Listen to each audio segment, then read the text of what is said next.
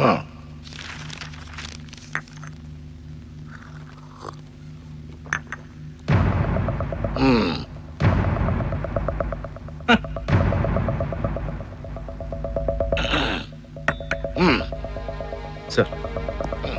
അവരോട് ഇങ്ങോട്ട് വരണ്ടെന്ന് പറഞ്ഞേക്കണം. ഡയലക്ട്രിക്കൽ മെറ്റീരിയൽസ് വായിച്ചിട്ടുണ്ടോ, പഠിച്ചിട്ടുണ്ടോ? പുസ്തകം വല്ലതും? സർ, ഉണ്ട്. ഒക്കെ ശരിയാ, പക്ഷെ മക്കൾക്കൊരു ആവശ്യത വന്നാലേ ചിലപ്പോ പെട്ടെന്നൊരു രക്ഷയ്ക്ക് വിളിച്ചു പോകും ഭഗവാനേ എന്ന്. അല്ലേടോ? സർ. ആ, ചെക്കൻ എങ്ങനെയുണ്ട്? Sir, better. വൈഫിനോ? She's all right. ഈശ്വരാധീനം. അപ്പൊ പിന്നെ നമുക്ക് ഇതാക്കി നിർത്തിക്കളയാം. ഈ അന്വേഷണം എന്താ?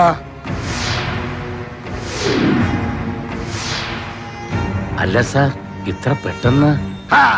ഇവനത് എന്താണോ ഷിഹാബെ, ഭസ്മാസുരന്റെ ജന്മമോ? അല്ല, ഇവൻ ചെന്ന് തൊട്ടപാതി തൊടാത്ത പാതി ഇതിപ്പോ എത്ര പേരാണോ ചത്തത്? 8 അതോ 10? എത്രയായാലും ഇത്രയും വരെ മതി. ഷിഹാബെ, സർക്കാരിന് ഒരുപാട് പ്രഷറുണ്ട്. പാർട്ടിക്ക് അകത്തു നിന്നായാലും ഘടകകക്ഷികളിൽ നിന്നായാലും ഈ കേസിന്റെ കാര്യത്തില്.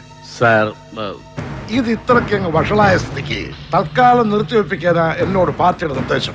ഇത്തരം സാഹചര്യങ്ങളിൽ ഇതിനു മുമ്പും ചില പുഴന്മാർ ചെയ്യാറില്ലേ? കൊച്ചിന് ദിനമാണോ, അച്ഛയ്ക്ക് പരവേശമാണോ, താനൊരു സ്പെഷ്യൽ ലീവിന് എഴുതി കൊടുക്ക്, നമുക്ക് പാസ്സാക്കിക്കാം. എന്നിട്ട് വല്ലതും പോസ്റ്റിംഗ് മാറ്റിത്തരാം. അല്ല സാർ, 10 മണിക്ക് പത്രക്കാരെ വിളിപ്പിച്ചിട്ടുണ്ട്. ഒറ്റയാൻ ഇൻവെസ്റ്റിഗേഷൻ പരാജയം. പകരം ഒരു സ്പെഷ്യൽ ടീം ഉണ്ടാക്കി അന്വേഷണം തുടങ്ങി. എലി പുലിയായി, പുലി പൂച്ചയായി, അങ്ങനെ വല്ല വിട്ടിത്തോട് വിളപ്പിയാക്കാം പത്രക്കാരോട്. എന്താണോ, പറ്റുമോ? സർ, പറ്റില്ല. വെട്ടിമുറിച്ചുള്ള സംസാരം വേണ്ട. അച്ഛൻ പറഞ്ഞങ്ങോട്ട് കേട്ടാ മതി. താൻ എന്താടോ നോക്കുന്നത്? എന്താ ബോധിച്ചില്ലേ? Please shut your mouth. You I said please shut your mouth.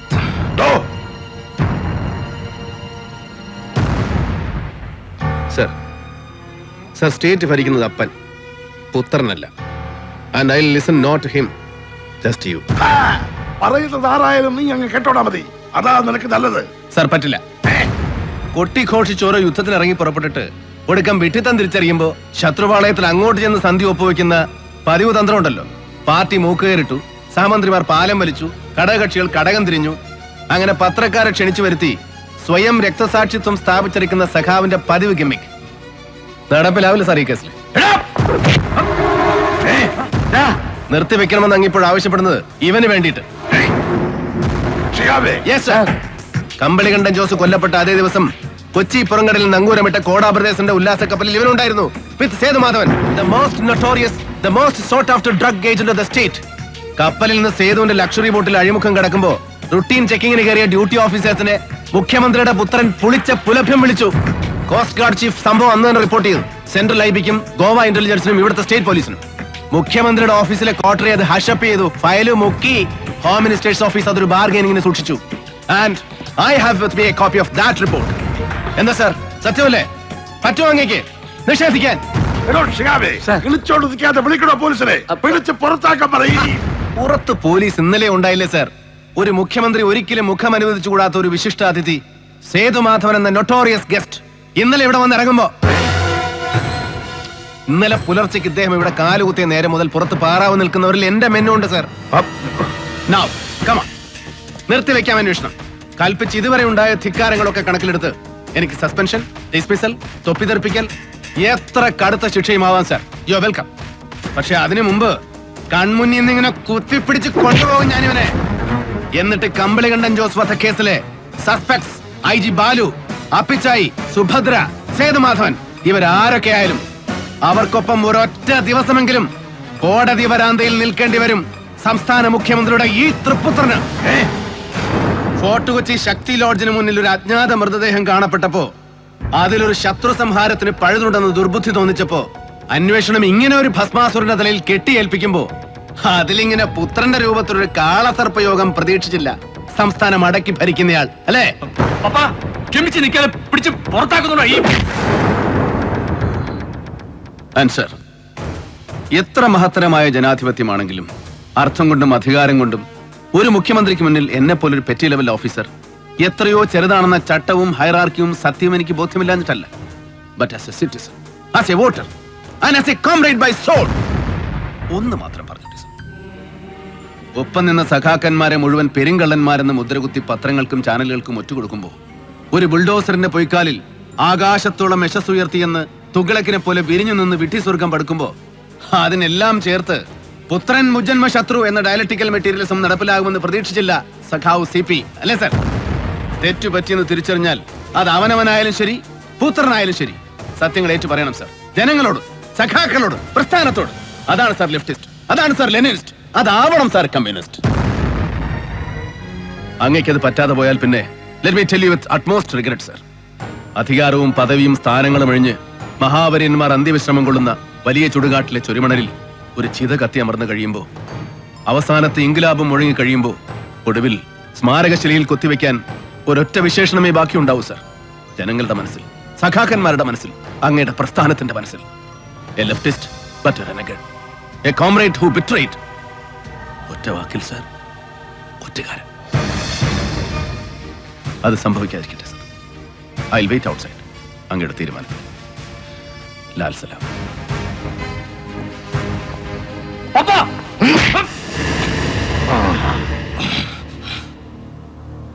എടോ നരി,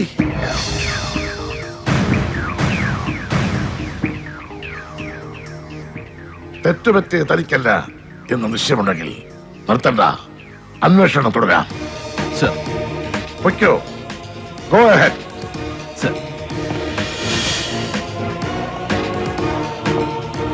എടോ പുലി. സർ.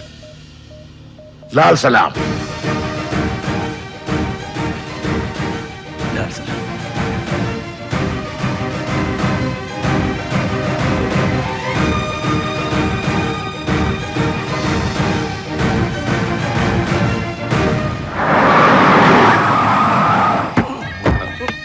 ഞങ്ങള് അല്ല, രാത്രിയും പകൽ ഇവിടെ തന്നെ കാവല് വേണമെന്നാ സേതു സാറ്.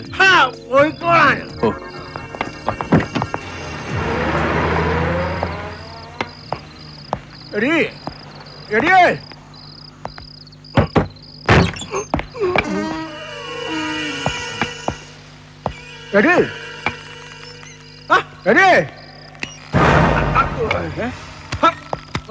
ഒരു പട്ടിപ്പൂട്ട ഇല്ലല്ലോ ഇവിടെ വിളിക്കാക്കാണ്.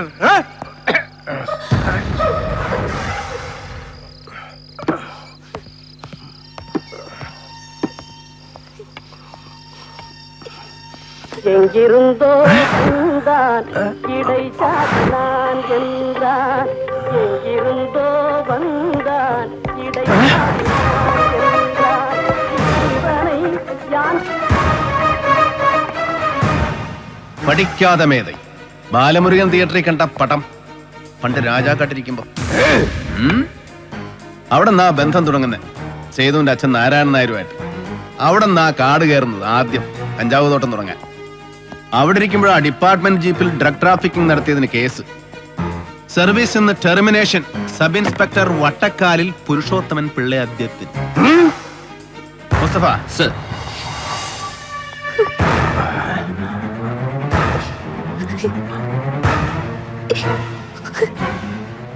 കഴിഞ്ഞ 2-2.5 മണിക്കൂറിൽ പഴയത് ഒരുപാട് പറഞ്ഞു കഴിഞ്ഞു Nirmala John. Unnampara little flower ഹോസ്പിറ്റലിൽ അപ്പിച്ചായി സ്പോൺസർ ചെയ്ത് നഴ്സിംഗ് പഠിച്ച കാലം മുതൽക്ക് അതിമനോഹരമായ അപൂർവ പ്രണയ കഥ. അപ്പിച്ചായിക്ക് ഇഷ്ടപ്പെട്ട തമിഴ് പാട്ടുകൾ, ഇഷ്ടഭക്ഷണം, ഡ്രിങ്ക്, സമ്പ്രദായങ്ങൾ, ദേഷ്യം വരുന്നത് എപ്പോ എങ്ങനെ. ചട്ടപ്രകാരം ശരിയല്ല എങ്കിലും ഒരടി പൊട്ടിക്കേണ്ടി വന്നു കുറിപ്പിനെ. ഒന്ന് തുടങ്ങിക്കിട്ടെ. സോറി.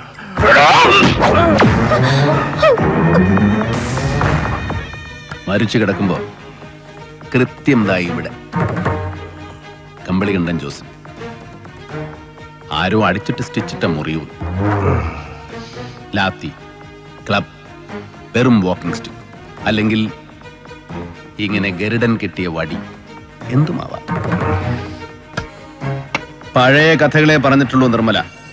കമ്പളികണ്ഠൻ ജോസ് മുതല് വത്സമ്മ, കുട്ടികൾ, രാജാക്കാട് ചെല്ലപ്പ, വിനയൻ ലൈറ്റ്സിലെ രമാബഹൻ, കടന്നിട്ടില്ല ഇതിലേക്കൊന്നും. ജലപാലൻ എന്റെ കസ്റ്റഡിയിൽ ഒരു ഉത്തരക്കടലാസ് പൂരിപ്പിക്കുന്നുണ്ട് ഇന്നലെ രാത്രി മുതൽ. സ്റ്റേറ്റ്മെന്റ്സ് ഒപ്പിടുന്നത് ഒരുമിച്ചാകാം 3 പേർക്കും. പോകാം. കടലാസ് കൊണ്ടുണ്ടോ കൊണ്ടുപോകാനോ? നിയമം ഒരുപാട് തെറ്റിച്ചിട്ടുണ്ടെങ്കിലും വകുപ്പ് മറന്നിട്ടില്ല പഴയ പോലീസ് ഏമാൻ അല്ലേ? മാപ്പ് സാക്ഷിയാകാൻ നിർമ്മലാ ജോണിന് മനസ്സുണ്ട്. പ്രായം പരിഗണിച്ച് കോടതി ചിലപ്പോൾ ഒരു അയവ് കാട്ടും മാപ്പ് സാക്ഷിക്ക്. തീരുമാനിക്കാൻ കൃത്യം 1 ദിവസം എന്റെ വക. ശിലാദൃഢമായ വൃദ്ധന്റെ മനസ്സ് അലിയിച്ച് ജലഭാഗമാക്കി തരാമെന്ന് ഈ അകാല ദൗർബല്യം വാക്കു പറയുമ്പോൾ ഞാനത് മുഖവിലേക്ക് സ്വീകരിക്കുന്നു. 24 മണിക്കൂർ. കുറുപ്പേ, അല്ല സാർ, ഇങ്ങനെ വിട്ടേച്ചു പോയാലേ? അച്ഛന്റെ പ്രായം കാണില്ലേ കുറുപ്പേ? ചിലപ്പോ മനസ്സ് മാറിയാലോ. അല്ലേ വിജയ്? കുറുപ്പേ വാ.